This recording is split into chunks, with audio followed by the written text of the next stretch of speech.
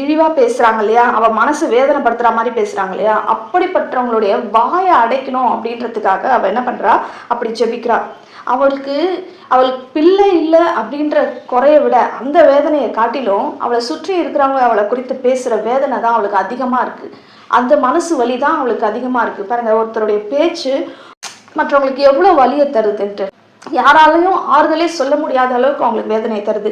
நம்ம நினைப்போம், நம்ம சும்மா இது தானே சொன்னோம் அப்படின்ட்டு, நான் ஒண்ணுமே சொல்லலையே, உனக்கு நல்லது தானே சொன்னோம் அப்படின்னு நீங்க நினைச்சிருப்பீங்க. ஆனா நீங்க நல்லதே சொன்னாலும் அது அவங்களுக்கு அவங்க மனசுக்கு மட்டும்தான் தெரியும், அது அவங்களுக்கு எவ்வளவு வலியும் வேதனையும் தருது அப்படின்னு சொல்லிட்டு.